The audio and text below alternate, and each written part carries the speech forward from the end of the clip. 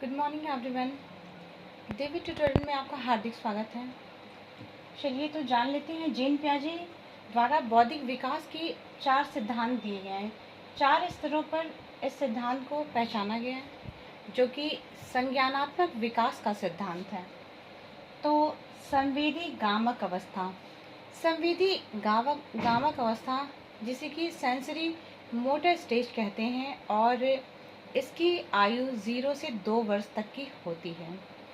तो इस स्टेज में बच्चा क्या करना सीखता है? एक्चुअली वास्तव में यह वह अवस्था होती है जब कि बालक हर चीज़ को अपने सेंसेस के द्वारा महसूस करके सीखने की कोशिश करता है और उन चीज़ों को समझने की कोशिश करता है कि वास्तव में वह वस्तु है क्या।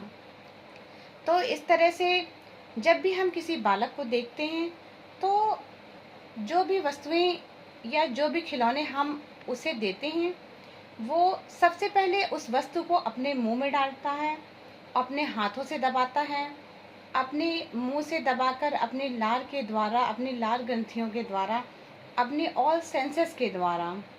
5 सेंसेस होते हैं हमारे पास: आइज़, नोज़, माउथ, स्किन, टंग। तो इन सभी के द्वारा वह बालक उस चीज़ को, उस वस्तु को, उस वस्तु परिस्थिति को, उन चीज़ों को जानने का प्रयास करता है। तो इस तरह से इस एज को संवेदी गामक अवस्था, जिसे सेंसरी मोटर स्टेज, जिसे कि सेंसरी मोटर स्टेज कहते हैं, संवेदी गामक अवस्था, सेंसरी मोटर स्टेज।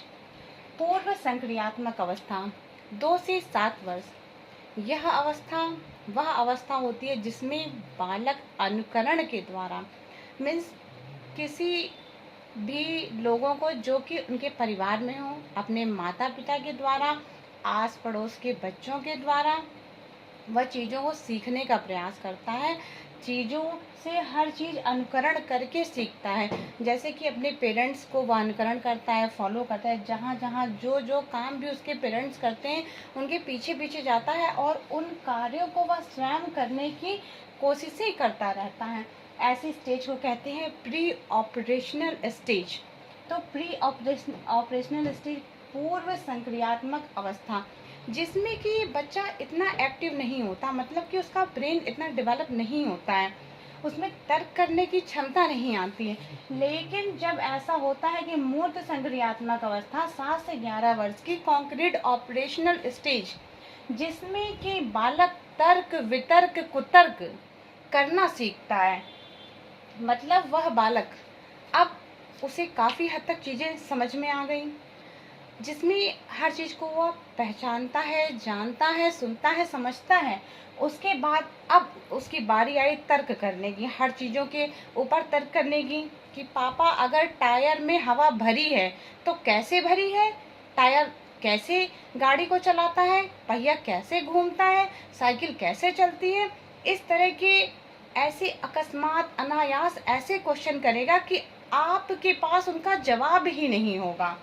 तो इस स्टेज को कहते हैं कॉन्क्रीट ऑपरेशनल स्टेज, मतलब तर्क, वितर्क, कुतर्क सब करेगा वो बालक आपसे।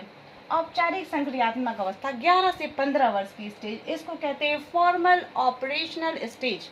ये होती है आपके 11 से 15 वर्ष। ये स्टेनली हॉल के अनुसार, जिसे कि वे तूफान की अवस्था बताते हैं, अपने शरीर में, उस बालक के शरीर में होने वाले परिवर्तन को बताते हैं। यह तूफान की अवस्था है, संवेग की अवस्था है, जिसमें बालक के अंदर हार्मोनल चेंजेस आ रहे होते हैं, जिसके द्वारा बालक व्यथित रहता है, परेशान रहता है, उसे समझ में नहीं आता कि आखिर मेरे शरीर में ये क्या हो रहा है। अचानक से उसकी लंबाई बढ़ गई।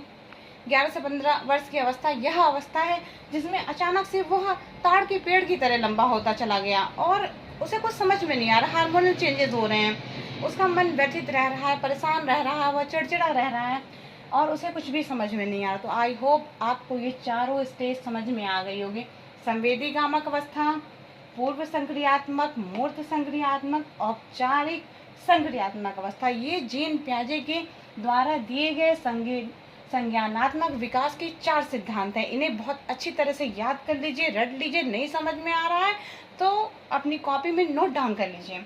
Okay, next. मैस्लो की अभिप्रेरणा के सिद्धांत।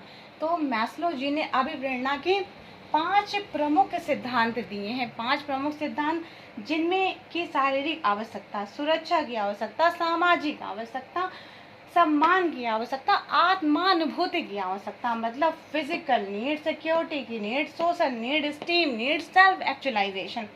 मतलब कि फिजिकल नीड जैसे कि उसे भूख लगी है, उसे प्यास लगी है, ये सब बेसिक नीड्स हैं। उसके बाद उसकी सेक्सुअल डिज़ायर फुलफिल्ड होनी है।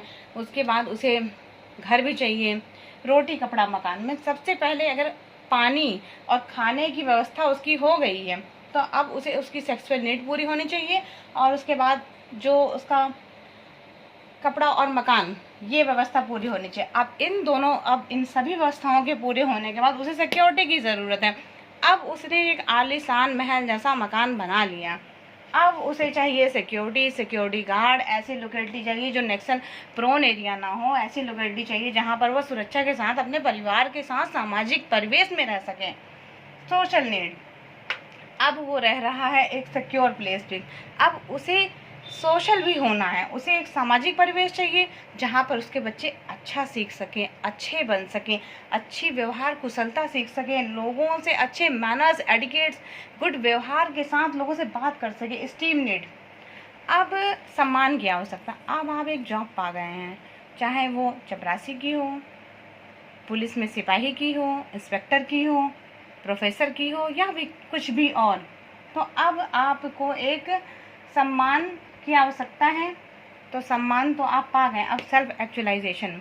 अब सेल्फ एक्चुअलाइजेशन वो है कि ये सेल्फ एक्चुअलाइजेशन आपको 60 के बाद ही होगा। अब ये 60 के बाद क्यों होगा देखते हैं, क्योंकि जब लाइफ से रिटायर तो ज़िंदगी से भी रिटायर, तो ऐसा लोग सोचते हैं।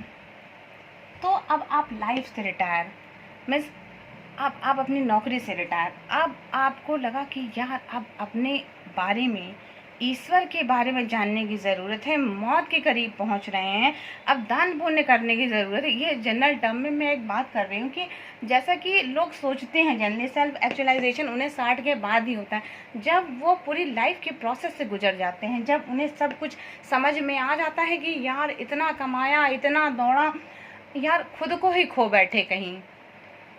मतलब दिन रात दौड़ते रहे पैसे के पीछे, मकान बनाया, गाड़ी बनाई, बंगला बनाया, बच्चों को पढ़ाया, सबको पाला, माँ बाप को रखा, अब इन सभी चीज़ों के बीच अपने आप को कहीं खोते जा रहे हैं। तो सेल्फ एक्चुअलाइजेशन मतलब गॉड रियलाइजेशन, मतलब कि सोल सर्चिंग प्रोसेस। अब ये मैस्लो की अभिप्रेरणा के सिद्धांत, आई होप आपको समझ में आ गया हो। तो इन्हीं सब बातों के साथ मैं अपने इस सेशन को यहीं पर एंड करती हूँ। Thank you.